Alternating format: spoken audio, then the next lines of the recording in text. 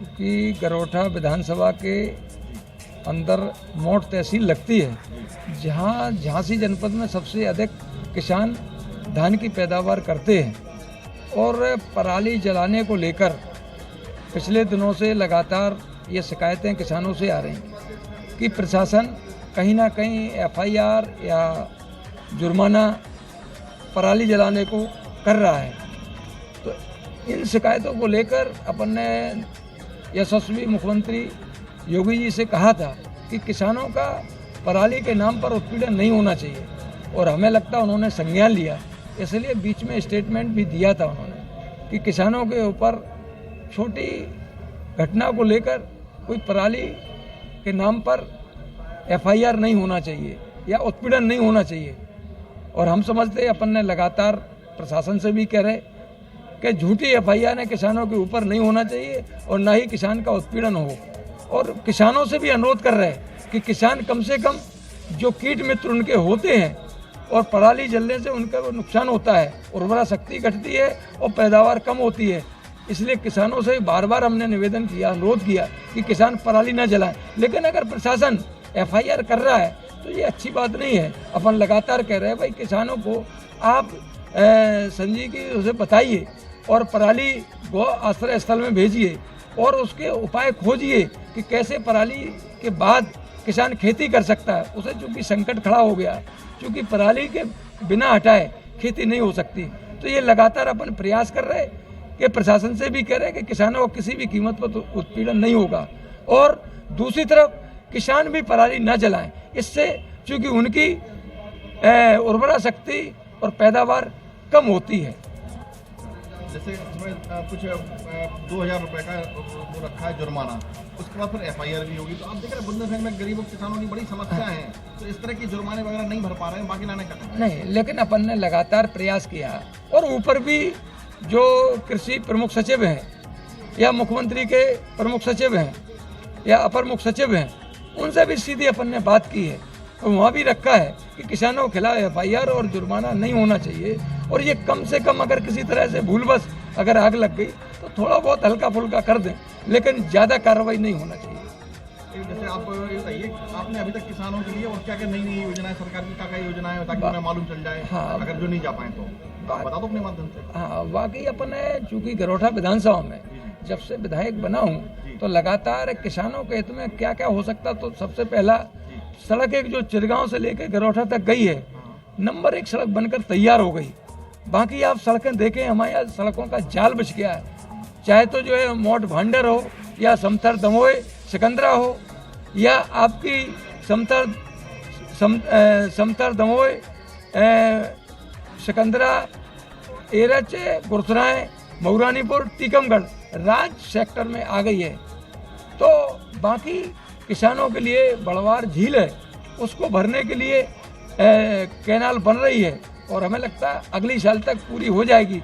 बाकी अपन ने इस समय गुरसराय जो मुख्य नहर है उससे जो रजबे निकलते उनमें पूर्ण रूप से पानी नहीं जा पा रहा है, और किसान इस समय संकट में है। तो अपन लगातार सिंचाई मंत्री से, अधिकारियों से, जिले के आला अफसरों से लगातार कह रहे कि पूरी ताकत के साथ पानी किसानों के खेतों तक पहुंचाया जाए, क्योंकि आज गरोठा तहसील में सूखा पड़ा हुआ है। और इस सूखा को लेकर अपन ने माननीय मुख्यमंत्री से भी 27 अक्टूबर और 9 नवंबर को मिलकर कहा कि हमारे यहाँ गरोठा तहसील सूखा घोषित किए जाए। तो उन्होंने क्या करना, उन्होंने सर्वे के लिए कह दिया है, और हमें लगता है कुछ समय बाद सर्वे जो हो जाएगा, जो तिल का, मूंग का, उड़द का नुकसान हुआ है 80-90% उसका किसानों को लाभ मिलेगा। दूसरा, अपन ने इस समय जो क्रॉप कटिंग भी हुई है तिल में, मूंग में, उड़द में, और किसानों का जो नुकसान हुआ है वो सही आकलन होना चाहिए, जिससे कम से कम किसानों को प्रधानमंत्री फसल बीमा का लाभ मिल सके। बाकी लगातार किसानों को जो बिजली में परेशानी हो रही है, ट्रांसफार्मर नहीं मिल रहा है, बिजली का सामान नहीं मिल रहा है पूर्ण जमा योजना में, उसके लिए भी अपन अपर प्रमुख सचिव अरविंद कुमार जी ऊर्जा से उनसे भी मिले, उन्होंने सीधा एमडी को कहा कि भाई जल्द से जल्द किसानों का इस समय संकट है, जल्द से जल्द बिजली का सामान उपलब्ध कराया जाए। और हमें लगता है ट्यूबवेल के माध्यम से लगातार बिजली उन्हें किसानों को मिल रही और जिससे किसान अपनी खेती कर सके। ये बताइए कि जैसे कोरोना काल अभी निकल गया, तो जामे आपने किस तरह से किसानों की मदद करी? वास्तव में तो बहुत किसान परेशान दे रहे हैं, थोड़ा सा बताओ जरा। हाँ, लगातार अपन भ्रमण जो किया, तो जो कोरोना काल में डिस्टेंस की बात हो या टेलीफोन के माध्यम से अपन ने लगातार किसानों को अवगत कराया कि जो चाहे बीज का हो, चाहे खाद का हो, या जो भी समस्या है आप हमें केवल सीधे फ़ोन पर बताइए, मैं सीधा अधिकारियों से कहूँगा। तो हमें लगता है उस जरिए अपन ने टेलीफोन के माध्यम से और खुद अभी अपन ने किसान बिल को लेकर 5 दिन बैलगाड़ी यात्रा कम से कम 29 जगह और वहीं पर जाकर रुके थे और किसानों की समस्याएं सुनी। तो हमें लगता किसान बिल को लेकर जो किसानों के में भ्रम था कि आज मंडियां समाप्त हो रही या एमएसपी समाप्त हो रही, ऐसी जबकि कोई बात नहीं है, किसान को और ज़्यादा फायदा होगा।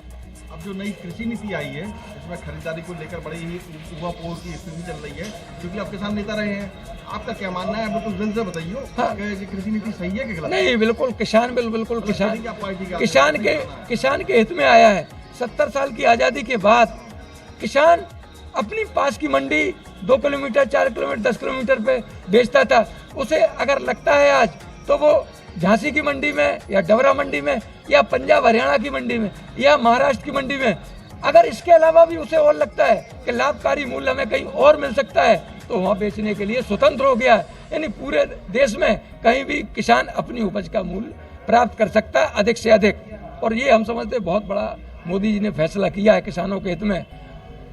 नई किसान नीति से कहीं ना कहीं सरकारी धन जो मतलब जो सरकारी अधिकारी होते थे, जैसे मंडी सचिव हैं, वे छापा मारते थे, तो कहीं ना कहीं सरकार का नुकसान तो हुआ है। नहीं, सरकार का नुकसान कहीं नहीं हुआ। मंडी समितियां जहाँ के तहाँ बनी हुई हैं, मंडी समितियों का कोई हस्तक्षेप नहीं किया गया। मंडी व्यवस्था जैसी है वैसी रहेगी, किसान को ही फायदा होगा। एक कॉन्ट्रैक्ट खेती का भी कंसेप्ट आया है, वो भी बड़े बड़े व्यवसायी आएंगे, वो जमीन हड़पने नहीं आएंगे, वो किसान की उपज खरीदेंगे जिस आधार पर उनका एग्रीमेंट हो जाएगा।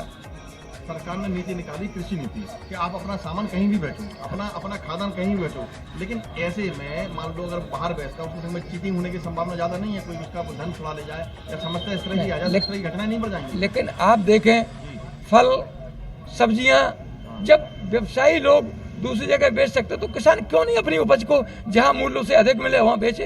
तो किसान को स्वतंत्र कर दिया है।